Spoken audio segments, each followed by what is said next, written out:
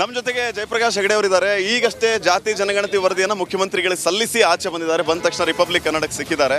Sir, ವರದಿಯನ್ನು ಸಲ್ಲಿಸಿದ್ದೀರಿ, ಮುಖ್ಯಮಂತ್ರಿಗಳ reaction ಯಾವ ರೀತಿ ಇತ್ತು?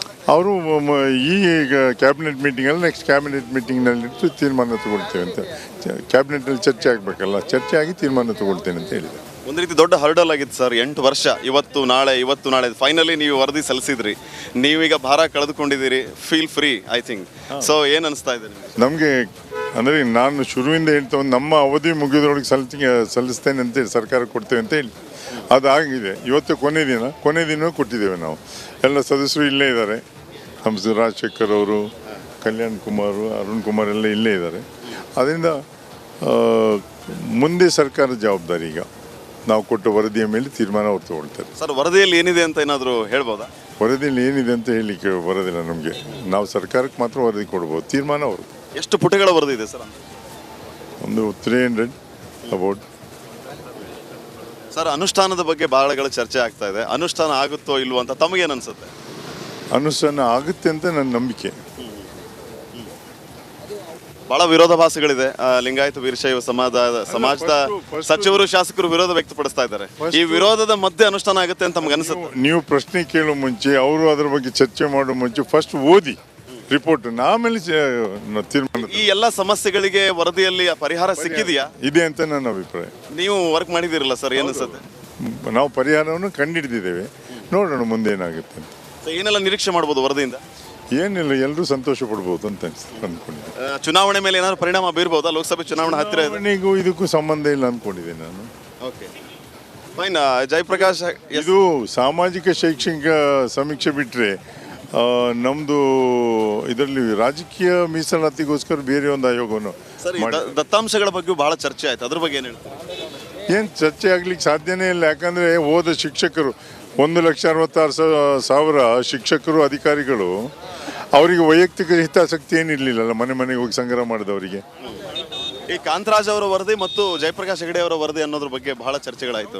ಇದು ಕಾಂತರಾಜ್ ಅವ್ರದ, ಜಯಪ್ರಕಾಶ್ ಹೆಗಡೆ ಅವ್ರದ? ದತ್ತಾಂಶವನ್ನು ಸಂಗ್ರಹ ಮಾಡಿದ ಅವರು ಅಧ್ಯಕ್ಷರಾಗಿದ್ದಾಗ 1,66,000 ಜನ ಅಧಿಕಾರಿಗಳು ಮಾಡಿದರು, ಜಿಲ್ಲಾಧಿಕಾರಿಗಳ ನೇತೃತ್ವದಲ್ಲಿ.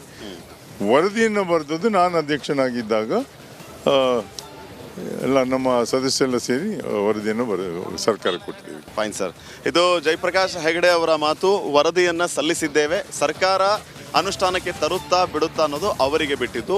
ಮುಂದಿನ ಚುನಾವಣೆಯಲ್ಲಿ ಇದು ಯಾವುದೇ ರೀತಿಯ ಪರಿಣಾಮ ಬೀರೋದಿಲ್ಲ. ಇನ್ನು ವರದಿಯಲ್ಲಿ ಏನಿದೆ ಅನ್ನೋದನ್ನು ಸಂಕ್ಷಿಪ್ತವಾಗಿ ಹೇಳೋದಾದರೆ ಎಲ್ಲರೂ ಸಂತುಷ್ಟರಾಗ್ತಾರೆ ಅನ್ನುವಂತಹ ಮಾತನ್ನು ಜಯಪ್ರಕಾಶ್ ಹೆಗಡೆ ಅವರು ಹೇಳ್ತಾ ಇದ್ದಾರೆ. ಕ್ಯಾಮ್ರಾ ಪರ್ಸನ್ ಕಿರಣ್ ಜೊತೆ ಶ್ರೀಪಾದ್ ಪಾಟೀಲ್, ರಿಪಬ್ಲಿಕ್ ಕನ್ನಡ, ಬೆಂಗಳೂರು. ಸಾಕಷ್ಟು ಜಟಾಪಟಿಯ ನಡುವೆ ಈಗ ಜಾತಿ ಜನಗಣತಿ ವರದಿಯನ್ನ ಜಯಪ್ರಕಾಶ್ ಹೆಗಡೆ ಅವರು ಸಿಎಂ ಸಿದ್ದರಾಮಯ್ಯ ಅವರಿಗೆ ಸಲ್ಲಿಸಿದ್ದಾರೆ. ಆದರೆ ಈಗ ಈ ವರದಿಯನ್ನ ಬಹಿರಂಗಪಡಿಸದಂತೆ ಹೈಕೋರ್ಟ್ಗೆ ಅರ್ಜಿಯನ್ನ ಸಲ್ಲಿಸಿದ್ದಾರೆ ಹಾಸನ ಮೂಲದ ವಕೀಲರು. ಹೈಕೋರ್ಟ್ಗೆ ರಿಟ್ ಅರ್ಜಿಯನ್ನ ಸಲ್ಲಿಸಿದ್ದಾರೆ ಹಾಸನದ ವಕೀಲ ರಘು ಅವರು. ತುರ್ತಾಗಿ ಅರ್ಜಿ ವಿಚಾರಣೆ ನಡೆಸುವಂತೆ ವಕೀಲ ರಘು ಅವರು ಹೈಕೋರ್ಟ್ಗೆ ಮನವಿಯನ್ನ ಮಾಡಿಕೊಂಡಿದ್ದಾರೆ. ಮುಖ್ಯ ನ್ಯಾಯಮೂರ್ತಿ ಅಂಜಾರಿಯ ನೇತೃತ್ವದ ಪೀಠಕ್ಕೆ ಮನವಿಯನ್ನ ಮಾಡಿಕೊಂಡಿರುವಂತದ್ದು. ಚುನಾವಣೆ ವೇಳೆ ಜಾತಿ ಜನಗಣತಿ ಬಹಿರಂಗಪಡಿಸಬಾರದು, ಜಾತಿ ಗಣತಿ ವರದಿ ಬಿಡುಗಡೆ ಹಿಂದೆ ರಾಜಕೀಯ ದುರುದ್ದೇಶ ಇದೆ. ಈ ಹಿನ್ನೆಲೆಯಲ್ಲಿ ಈ ವರದಿಯನ್ನ ಬಹಿರಂಗಪಡಿಸದಂತೆ ಹೈಕೋರ್ಟ್ಗೆ ಅರ್ಜಿಯನ್ನ ಸಲ್ಲಿಸಿದ್ದಾರೆ. ತುರ್ತಾಗಿ ಅರ್ಜಿ ವಿಚಾರಣೆ ನಡೆಸುವಂತೆ ವಕೀಲರು ರಘು ಅವರಿಗೆ ಮನವಿಯನ್ನ ಮಾಡಿಕೊಂಡಿರುವಂತದ್ದು. ಚುನಾವಣೆ ವೇಳೆ ಜಾತಿ ಜನಗಣತಿ ವರದಿ ಬಹಿರಂಗಪಡಿಸಬಾರದು, ಲೋಕಸಭಾ ಎಲೆಕ್ಷನ್ ಬರ್ತಾ ಇದೆ. ಈ ನಿಟ್ಟಿನಲ್ಲಿ ಈ ಜಾತಿ ಜನಗಣತಿ ವರದಿ ಬಹಿರಂಗಪಡಿಸಿದ್ರೆ ಲೋಕಸಭಾ ಎಲೆಕ್ಷನ್ ಮೇಲೆ ಇದು ಪರಿಣಾಮ ಬೀರುತ್ತೆ ಎನ್ನುವಂತ ನಿಟ್ಟಿನಲ್ಲಿ ಹೈಕೋರ್ಟ್ಗೆ ಅರ್ಜಿಯನ್ನ ಸಲ್ಲಿಸಿದ್ದಾರೆ ಹಾಸನ ಮೂಲದ ವಕೀಲರಾದಂತ ವಕೀಲ ರಘು ಅವರು.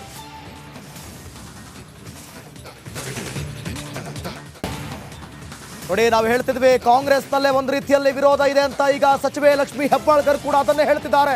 ಜಾತಿ ಜನಗಣತಿ ವರದಿಯಲ್ಲಿ ದೋಷ ಇದೆ ಅಂತ ಹೇಳ್ತಿದ್ದಾರೆ. ಇದು ಕಾಂಗ್ರೆಸ್ನೊಳಗೆ ಜಾತಿ ಗಣತಿ ಜಟಾಪಟಿ. ಜಾತಿ ಗಣತಿ ವರದಿಗೆ ಸಚಿವೆ ಹೆಬ್ಬಾಳ್ಕರ್ ವಿರೋಧವನ್ನು ವ್ಯಕ್ತಪಡಿಸಿದ್ದಾರೆ. ಈ ವಿಚಾರದಲ್ಲಿ ರಾಜಕೀಯ ಮಾಡೋದಿಲ್ಲ ನಾನು, ಆದರೆ ಜನಗಣತಿಯಲ್ಲೇ ದೋಷಗಳಿವೆ ಅಂತ ಹೆಬ್ಬಾಳ್ಕರ್ ಹೇಳ್ತಿದ್ದಾರೆ. ಎಲ್ಲ ಮನೆಗೂ ಹೋಗಿ ಸಮೀಕ್ಷೆ ಮಾಡಿಲ್ಲ ಅಂತ ಹೇಳಿ ಮಾಗಡಿಯಲ್ಲಿ ಸಚಿವೆ ಲಕ್ಷ್ಮೀ ಹೆಬ್ಬಾಳ್ಕರ್ ಹೇಳಿಕೆಯನ್ನು ಕೊಟ್ಟಿದ್ದಾರೆ. ನೋಡಿ ಏನು ಹೇಳಿದ್ದಾರೆ ನೋಡೋಣ. ನಾವು ಜಾತಿ ಗಣತಿಯನ್ನು ಇನ್ನೂ ಒಂಚೂರು ಮಾಡಿ ಇನ್ನೂ ಸ್ವಲ್ಪ ಸಮವಾಗಿ ಅವಕಾಶ ಕೊಡಿ. ಯಾಕಂತಂದರೆ ಈಗ ನಮ್ಮ ಜಾತಿ ವೀರಶೈವ ಲಿಂಗಾಯತ ಉಪ ಪಂಗಡಗಳಿದ್ದಾವೆ, ಹೇಳ್ಬೋದಲ್ಲ, ಅನೇಕ ಉಪ ಪಂಗಡಗಳಿದ್ದಾವೆ, 103 ಉಪ ಪಂಗಡಗಳು ಬೇರೆ ಬೇರೆ ಬೇರೆ ಬರ್ಸಿದ್ದಾರೆ. ಸೊ ಹೀಗಾಗಿ ಜಾತಿ ಗಣತಿಯಲ್ಲಿ ಕಡಿಮೆ ಆಗಿದೆ. ಈಗ ವೈಜ್ಞಾನಿಕವಾಗಿ ಜಾತಿ ಗಣತಿ ಅಂತಂದರೆ ಎಲ್ಲರನ್ನೂ ಮಾಡಬೇಕು. ಈಗ ನಾನು 5 ಜನ ನಮ್ಮ ಅಕ್ಕ ತಂಗಿಯರಿದ್ದೀವಿ. ಸೊ ನಮ್ಮ ಮನೆ ಯಾರ ಮನೆಗೂ ಬಂದಿಲ್ಲ, ನಾವು ವಿನಂತಿಯನ್ನು ಮಾಡಿದ್ದೀವಿ ನಮ್ಮ ವೀರಶೈವ ಲಿಂಗಾಯತ ಮಹಾಸಭಾದಿಂದ. ನೋಡೋಣ ಮುಂದೆ. ನೋಡಿ, ನಾನು ಇದನ್ನು ರಾಜಕೀಯ ಕೊಡ್ತಾ ಇಲ್ಲ, ಎಲ್ಲ ಸಮಾಜಕ್ಕೆ ನ್ಯಾಯ ಸಿಗಬೇಕು. ಈಗ ಜನಗಣತಿ ಯಾಕೆ ಮಾಡ್ತೀವಿ ನಾವು? ಪ್ರತಿ ಬಾರಿ ಜನಗಣತಿ ಯಾಕೆ ಮಾಡ್ತೀವಿ? ಆ ಜನಸಂಖ್ಯೆ ಆಧಾರದ ಮೇಲೆ ಆ ಸಮುದಾಯದವರಿಗೆ ನ್ಯಾಯವನ್ನು ಒದಗಿಸ್ಕೊಡ್ಬೇಕು ಅನ್ನುವಂಥ ಒಂದೇ ಒಂದು ಉದ್ದೇಶದಿಂದ ಜನಗಣತಿಯನ್ನು ಮಾಡ್ತೀವಿ. ಸೊ ಇದು ಹಠಕ್ಕೆ ಬಿದ್ದಿದ್ದಾರೆ, ಇನ್ನೊಂದು ಬಿದ್ದಿದ್ದಾರೆ ಅಂತಿಲ್ಲ, ಎಲ್ಲರಿಗೂ ನ್ಯಾಯ ದೊರಕಿಕೊಡ್ಲಿ. ನಾವೇನು ಹೇಳ್ತಾ ಇದ್ದೀವಿ ಅಂತಂದರೆ, ಈ ಜನಗಣತಿ ಏನು ಮಾಡಿದ್ದಾರೆ, ಒಂದು 4 ಕಡೆ ಬಂದಿದ್ದಾರೆ, 4 ಕಡೆ ಹೋಗಿಲ್ಲ. ನಾನೇ ನನ್ನ ಸ್ವಂತ ಉದಾಹರಣೆಯನ್ನು ಹೇಳ್ತಾ ಇದ್ದೀನಿ. ನಮ್ಮ ವೀರಶೈವ ಲಿಂಗಾಯತರಲ್ಲಿ 103 ಒಳಪಂಗಡಿದ್ದಾವೆ, ಎಲ್ಲರೂ ಬೇರೆ ಬೇರೆ ಬೇರೆ ಬರ್ಸಿದ್ದಾರೆ. ಸೊ ಹೀಗಾಗಿ ವೈಜ್ಞಾನಿಕವಾಗಿ ಇನ್ನೊಮ್ಮೆ ಮಾಡಿ ಇನ್ನು ಸ್ವಲ್ಪ ಕಾಲಾವಕಾಶ ಕೊಡಿ ಅಂತ ನಾವು ಹೇಳ್ತಾ ಇದ್ದೀವಿ. ಇದನ್ನು ರಾಜಕೀಯವಾಗಿ ನಾನು ನೋಡ್ತಾ ಇದ್ದೀನಿ. ನಾವು ಇದು ಜಾತಿ ಜನಗಣತಿ ಅಲ್ಲ, ಇದು ಸಾಮಾಜಿಕ, ಆರ್ಥಿಕ ಹಾಗೆ ಶೈಕ್ಷಣಿಕ ವರದಿ ಅಂತ ಹಿಂದುಳಿದ ವರ್ಗಗಳ ಕಲ್ಯಾಣ ಸಚಿವ ಶಿವರಾಜ್ ತಂಗಡಗಿ ಹೇಳಿಕೆ ಇದು.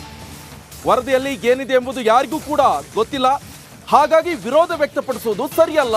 ವರದಿ ಸ್ವೀಕರಿಸಿದ ನಂತರ ಸಿಎಂ ಸಿದ್ದರಾಮಯ್ಯನವರೇ ತೀರ್ಮಾನವನ್ನ ಮಾಡ್ತಾರೆ ಅಂತ ಹಿಂದುಳಿದ ವರ್ಗಗಳ ಕಲ್ಯಾಣ ಸಚಿವ ಶಿವರಾಜ್ ತಂಗಡಗಿ ಅವರು ಹೇಳ್ತಾ ಇದ್ದಾರೆ.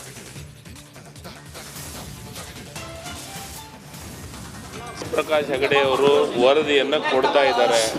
ವರದಿಯ ಸಲ್ಲಿಕೆ ಆಗುತ್ತೆ. ಮುಖ್ಯಮಂತ್ರಿಗಳ ಸಾಹೇಬರು ಈಗ ಅವರಿಗೆ ಟೈಮನ್ನು ಕೊಟ್ಟಿದ್ದಾರೆ. ಆ ವರದಿ ಇವತ್ತು ಮುಖ್ಯಮಂತ್ರಿಗಳ ಸಮ್ಮುಖದಾಗ ವರದಿಯನ್ನು ತೆಗೆದುಕೊಳ್ಳುವಂಥ ಕೆಲಸವನ್ನು ಮಾಡ್ತೀವಿ. ಸರ್, ಈಗ ಮೊದಲು ವರದಿ ತಗೊಂತೀವಿ. ಇವಾಗ ವರದಿ ತಗೊಂಡ ಮೇಲೆ ಮುಖ್ಯಮಂತ್ರಿಗಳು ಅದ್ರ ಬಗ್ಗೆ ಸವಿಸ್ತಾರವಾದಂಥ ವಿಚಾರವನ್ನು ಪ್ರಸ್ತಾಪ ಮಾಡ್ತಾರೆ. ಜಾತಿ ವರದಿ ಅಲ್ಲ ಅದು, ಜಾತಿ ಜನಗಣತಿನೂ. ನಾನು ಸಚಿವನಾಗಿದ್ದಾಗಲೇ ವರದಿಯನ್ನ ಸ್ವೀಕಾರ ಮಾಡಬೇಕಿತ್ತು, ಪರವಾಗಿಲ್ಲ, ಆದ್ರೂ ತಡವಾಗಿಯೂ ಆದ್ರೂ ಕೂಡ ಈಗ ವರದಿ ಸ್ವೀಕಾರ ಆಗ್ತಾ ಇದೆ ಅಂತ ಹೇಳಿ ಮಾಜಿ ಸಚಿವರು ಪುಟ್ಟರಂಗಶೆಟ್ಟಿ ಹೇಳಿಕೆಯನ್ನ ಕೊಟ್ಟಿದ್ದಾರೆ. ಹಲವು ಸಣ್ಣ ಪುಟ್ಟ ಸಮುದಾಯಗಳು ಅವಕಾಶ ವಂಚಿತರಾಗಿದ್ದಾರೆ, ಅವರಿಗೆಲ್ಲ ನ್ಯಾಯ ಕೊಡೋದಕ್ಕೆ ಈ ವರದಿ ಸಹಕಾರಿಯಾಗಲಿದೆ ಅಂತ ಹೇಳಿ ಮಾಜಿ ಸಚಿವ ಪುಟ್ಟರಂಗಶೆಟ್ಟಿ ಹೇಳಿಕೆಯನ್ನ ಕೊಟ್ಟಿದ್ದಾರೆ. ನೋಡೋಣ ಏನು ಹೇಳಿದ್ದಾರೆ.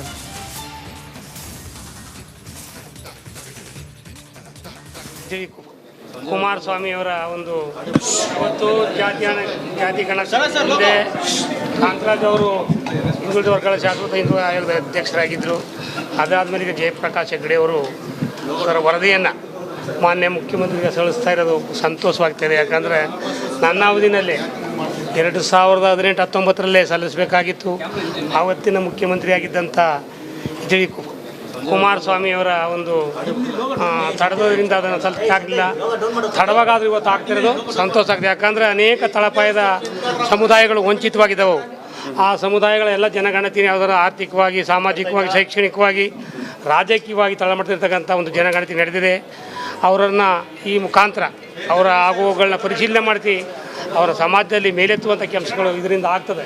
ಸುಮಾರು 160 ಕೋಟಿ ಖರ್ಚಾಗಿರೋದ್ರಿಂದ ಈ ವರದಿ ತಕ್ಕಂತಿರೋದು ಭಾಳ ಸೂಕ್ತವಾಗಿದೆ.